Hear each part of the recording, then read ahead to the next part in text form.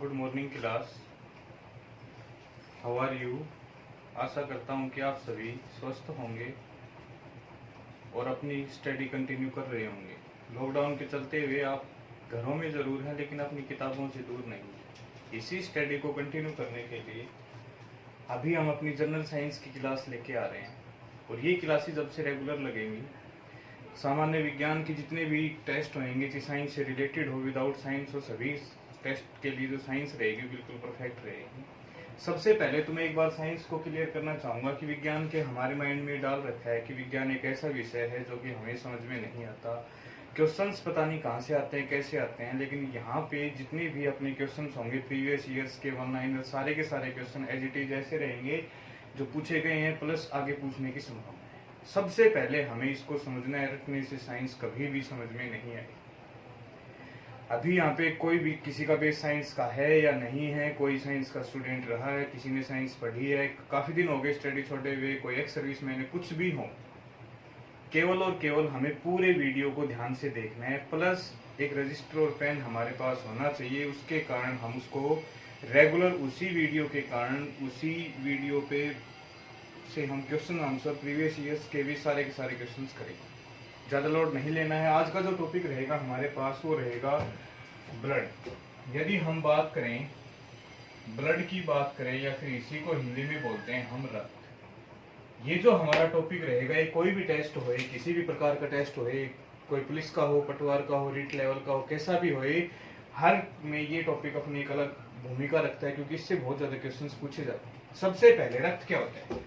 हमारे पास एक पैटर्न होता है रक्त, लेकिन रक्त से पढ़ने से पहले हम एक साइंस का पार्ट उठा रहे हैं अभी, बायो। बायो को यदि हम बोले तो क्या बोलते हैं, जीव विज्ञान। जीव विज्ञान की यदि हम बात करेंगे, the study of living organism, जिन जीवों का जो अध्ययन होता है उसी को हम क्या बोल देते हैं, जीव विज्ञान। मीन जितने भी लिविंग बींग्स होते हैं किसमें आते हैं, जीव विज्ञान में। जीव विज्ञान का एक सिंपल सा एक क्राइटेरिया होता है, एक सिंपल सा पैटर्न होता है, उसी पैटर्न पे काम करता है। जब भी जीव विज्ञान की बात आती है तो एक सबसे छोटा वर्ड आता है जिसको हम बोलते हैं सेल। उसी सेल से हम आगे जाके पढ़ते हैं कि group of cell is called tissue, group of tissue is called organ, and group of organ is called organism.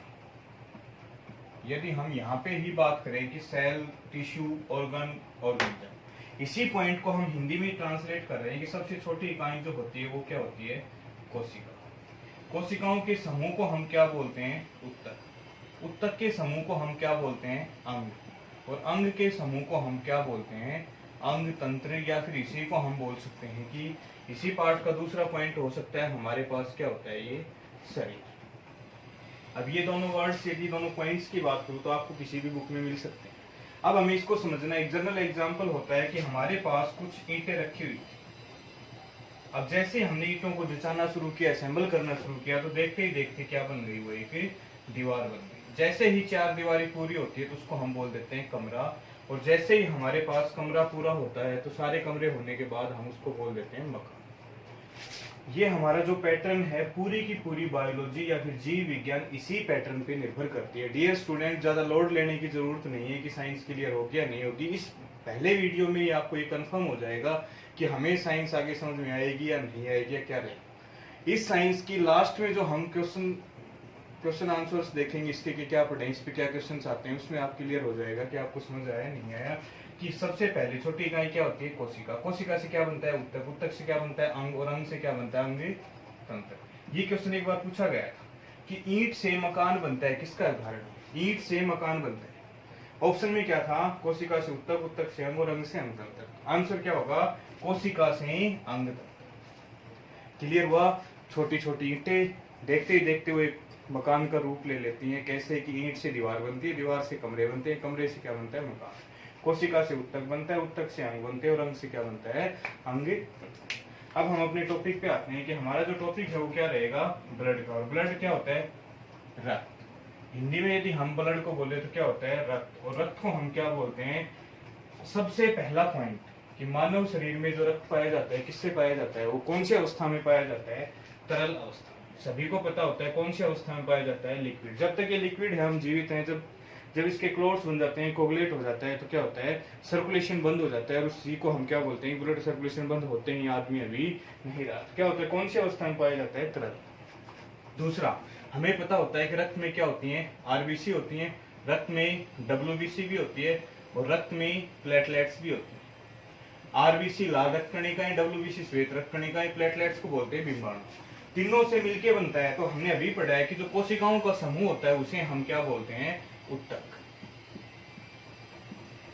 तीसरा पॉइंट, आरबीसी अलग होते हैं, डब्ल्यूबीसी अलग होते हैं, प्लेटलेट्स, उसी को जो अलग अलग प्रकार की कोशिकाओं से मिलके बनता है उसे हम बोलते हैं संयोजी। यदि हम इसी को इंग्लिश में बात करें, लिक्विड संयोजी को बोलते हैं कनेक्टिव, और ऊतक क्या होता है, टिश्यू। तो सबसे पहला क्वेश्चन मान लो, या फिर बहुत बार रिपीटेड क्वेश्चन, या फिर ब्लड का एक इंट्रोडक्शन या ब्लड का एक पहला पॉइंट क्या होता है कि रक्त क्या होता है, रक्त होता है क्या है, रक्त को समझने से पहले कि रक्त क्या होता है तरल संयोजी ऊतक, या फिर क्या बोल सकते हैं, लिक्विड कनेक्टिव टिश्यू। तरल अवस्था में हमारे शरीर में पाया जाता है, अलग अलग प्रकार की कोशिकाओं से मिलकर बनता है, इसलिए हम उसको बोलते हैं संयोजी, और कोशिकाओं के समूह को बोलते हैं ऊतक। नेक्स्ट पार्ट आता है कि रक्त तरल अवस्था में तो होता है, लेकिन रक्त का निर्माण कहाँ होता है। सबसे पहले निर्माण वर्ड के ऊपर दो क्वेश्चंस जरूर पूछते हैं। सबसे पहले, एक तो निर्माण शरीर में कहाँ होता है, दूसरा ऑप्शन कि निर्माण कौन सी अवस्था में होता है। यदि हम बात करें कि ह्यूमन बीइंग्स में कौन सी अवस्था में रक्त का निर्माण कहाँ होता है, तो सबसे पहला पॉइंट आता है कि कौन सी अवस्था में होता है, भ्रूणीय अवस्था में। कौन सी अवस्था में होता है, भ्रूणीय अवस्था में रक्त का निर्माण होता है, भ्रूणीय अवस्था में। कहाँ होता है, ये होता है अस्थि मज्जा में। अस्थि मज्जा में रक्त का निर्माण कहाँ होता है, अस्थि मज्जा में। कौन सी अवस्था में होता है, भ्रूणीय अवस्था में। शरीर में रक्त का निर्माण, क्वेश्चन पूछे गए, काफी बार पूछे गए कि सबसे पहले कौन सी अवस्था में रक्त का निर्माण होता है, भ्रूणीय अवस्था में। नेक्स्ट पॉइंट, कि रक्त का निर्माण कहाँ होता है, अस्थि मज्जा में। अब यहीं से हमारे सब पॉइंट शुरू होते हैं। कैसे शुरू होते हैं, जिनको हम बोलते हैं अस्थि मज्जा। अस्थि मज्जा, जिसको इंग्लिश में बोलते हैं हम बोन मैरो। बोन मैरो की यदि मैं बात करूं, तो अब यहाँ से क्वेश्चन थोड़े से डीपली चलेंगे, क्योंकि हमें किसी भी प्रकार का कोई भी रिस्क नहीं लेना है। क्वेश्चन कहीं से भी उठा के डाल सकता है एग्जामिनर, उसी के अकॉर्डिंग हमें तैयारी भी करनी है। अस्थि मज्जा सबसे पहले कहाँ होता है कि जितनी भी मोटी हड्डियां होती है उनमें एक दारू भरा होता है, लिक्विड भरा होता है, उसे हम क्या बोलते हैं, अस्थि मज्जा। कितने प्रकार का होता है, दो प्रकार का। पहला होता है लाल अस्थि मज्जा, जिसको हम क्या बोलते हैं, रेड बोन मैरो। दूसरा होता है हमारे पास पीला अस्थि मज्जा। पीला अस्थि मज्जा को बोलते हैं हम yellow bone marrow. Yellow bone marrow. यदि इसकी बात करें, लाल अस्थि मज्जा रेड बोन मैरो, पीला अस्थि मज्जा येलो बोन मैरो। अब यहाँ से क्वेश्चन बनते हैं।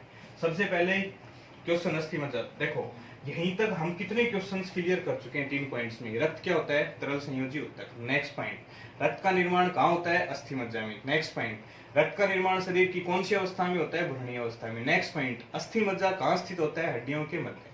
कितने प्रकार का होता है, 2 प्रकार का। या फिर कितने कलर का होता है, कितने रंगों का होता है, 2 रंग का। कितना, लाल अस्थि मज्जा और पीला अस्थि मज्जा। लाल अस्थि मज्जा किसका निर्माण करता है, अब यहाँ से क्वेश्चन आता है कि लाल अस्थि मज्जा निर्माण करता है आरबीसी का, और पीला अस्थि मज्जा निर्माण करता है किसका, डब्ल्यूबीसी।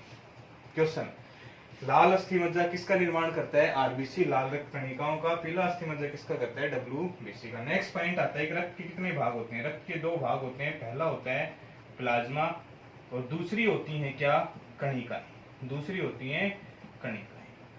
प्लाज्मा, इनको इंग्लिश में बोलते हैं कॉर्पसेल्स। ये प्लाज्मा हिंदी में भी प्लाज्मा ही होता है, इंग्लिश में भी ये क्या होती है, कॉर्पसेल्स। अब यहाँ से पॉइंट आता है, प्लाज्मा कितने परसेंट होता है, 60%। कणिकाएं कितनी होती है, 40%। ये डाटा आपको कंफ्यूज करेगा, कंफ्यूज नहीं होना है, क्योंकि 60 एंड 40 की जगह कई जगह आपको 55-45 भी मिलता है, कई जगह 65-35 भी। बट एग्जैक्ट रेशियो प्लाज्मा कितना होता है, 60%। कणिकाएं कितनी होती हैं, 40%। एक बार यहीं तक को एक बार हम समराइज करेंगे, क्योंकि हमें ये नहीं करना है कि हमें वीडियो आ गया उसको इग्नोर करना है। हमें उस वीडियो का 100% लाभ उठाना है। और लाभ उठाने का मतलब क्या है कि यदि आप माइंडली प्रेजेंट होकर वीडियो को देख रहे हैं, तो आई विल गारंटी कि आपको 100% में क्वेश्चंस लर्न करवा के ही वीडियो के लास्ट तक वो करेंगे। सबसे पहले, रक्त क्या होता है, तरल संयोजी ऊतक। रक्त का निर्माण कौन सी अवस्था में होता है, भ्रूणीय अवस्था में। रक्त का निर्माण शरीर में कहाँ पे होता है, अस्थि मज्जा में। अस्थि मज्जा कितने प्रकार का होता है, 2, लाल और पीला। लाल किसका करता है, आरबीसी का। पीला किसका करता है, डब्ल्यूबीसी।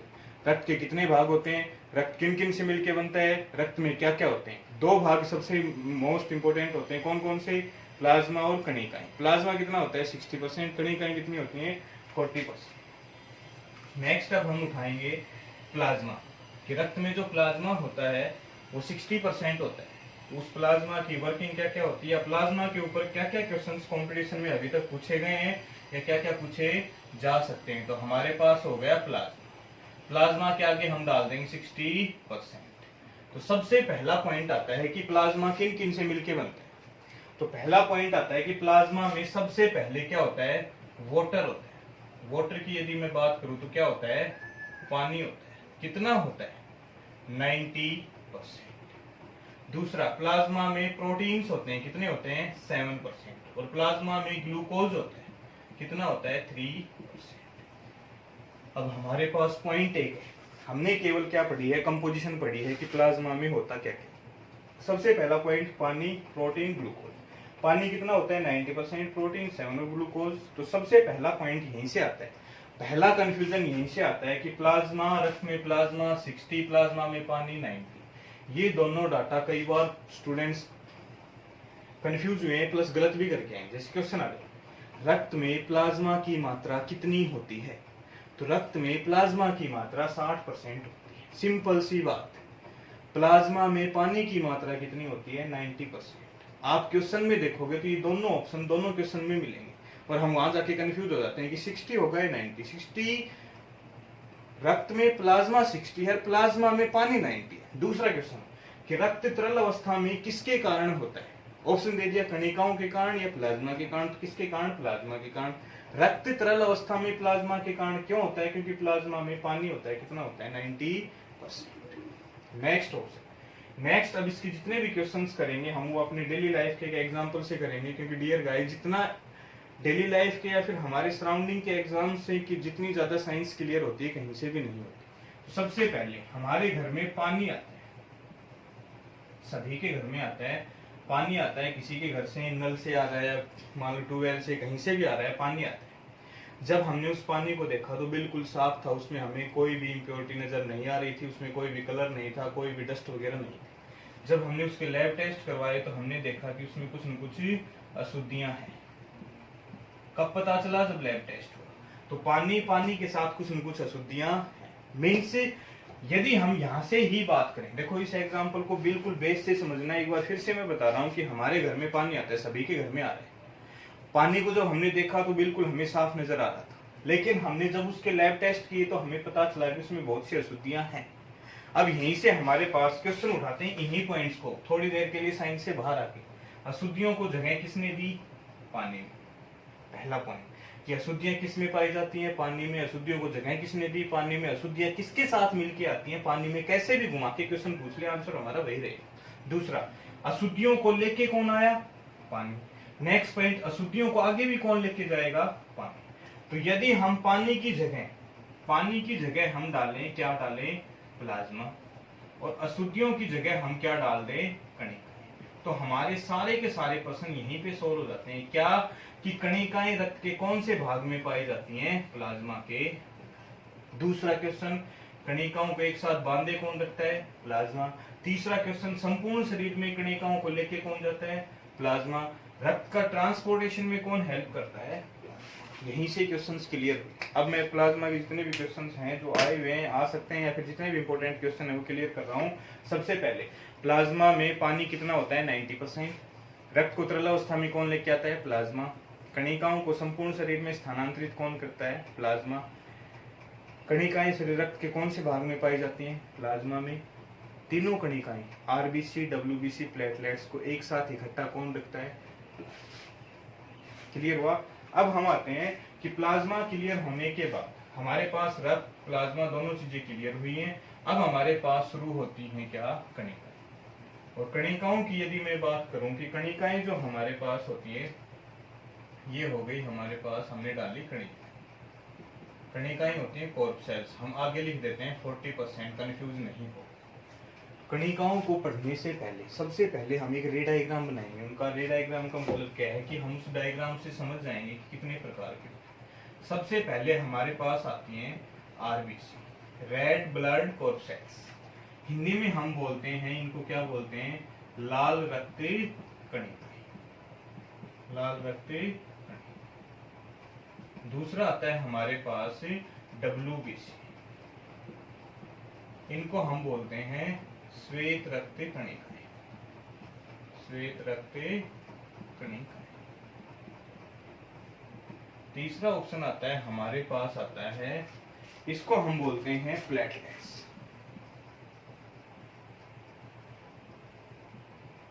जिसको हम हिंदी में बोल सकते हैं रक्त बिंबाणु।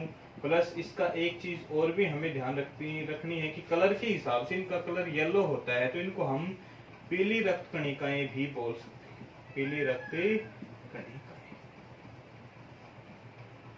इस डायग्राम से हमारे पास सबसे पहले पॉइंट क्लियर होता है कि प्लाज्मा और रक्त। यहाँ तक आने से पहले एक बार फिर से अपने माइंड को एक बार फिर से थोड़ा सा बैक लेके जाते हैं, क्योंकि हमें इस वीडियो के अंत तक ये वीडियो पूर्ण रूप से लर्न होना चाहिए।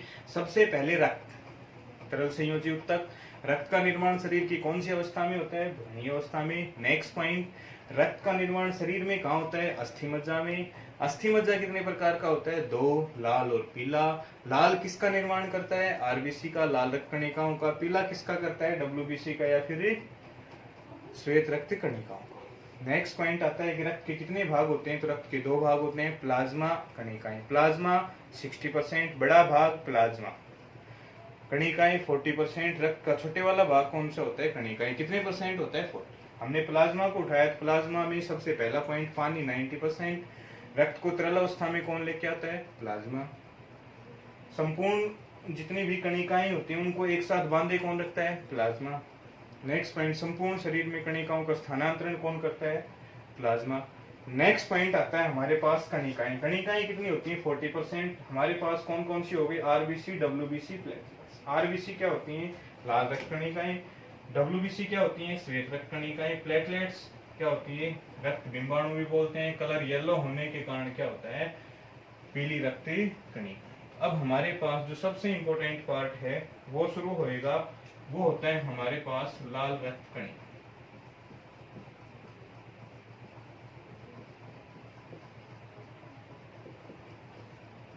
जिनको हम सिंपल में बोल देते हैं आरबीसी। अब हमारे पास जो लाल रक्त कणिकाएं हैं वो हम पढ़ेंगे, लाल रक्त कणिकाएं, श्वेत रक्त कणिकाएं, प्लेटलेट्स, वो हम पढ़ेंगे अपने रक्त के ही सेकंड पार्ट में, दूसरे वीडियो में। क्योंकि हम रक्त के पार्ट पढ़ेंगे 3 पार्ट, तीनों पार्ट में हम हायर लेवल तक इसको लेके जाएंगे। जो क्वेश्चन जिसका बेस साइंस से रहा होगा उनको ऐसा लग रहा होगा कि जैसे मान लो कि बिल्कुल जनरली चल रही है, क्योंकि जनरल से उठा के हम डीपली जाएंगे। क्योंकि अभी हमें कणिकाओं में से आरबीसी, डब्ल्यूबीसी, प्लेटलेट्स पढ़ेंगे तो अलग अलग एंगल पे जाके पढ़ेंगे, प्लस उसको डीपली लेवल तक भी लेके जाएंगे। तो मैं आशा करता हूं कि वीडियो के यहाँ तक आपको समझ में भी आया होगा। ज्यादा लंबी क्लास हम इसलिए नहीं उठा रहे क्योंकि ज्यादा लंबी क्लास होने के बाद पीछे वाला धीरे धीरे साफ होता चला जाता है। तो इसलिए हमारे पास यहाँ तक रक्त के साथ हमने प्लाज्मा पढ़ा है, प्लाज्मा के पास तीनों कणिकाएं पढ़ी हैं। अब कणिकाओं को हम अलग अलग लेवल से उठाएंगे, पहले आरबीसी, फिर डब्ल्यूबीसी और फिर प्लेटलेट्स।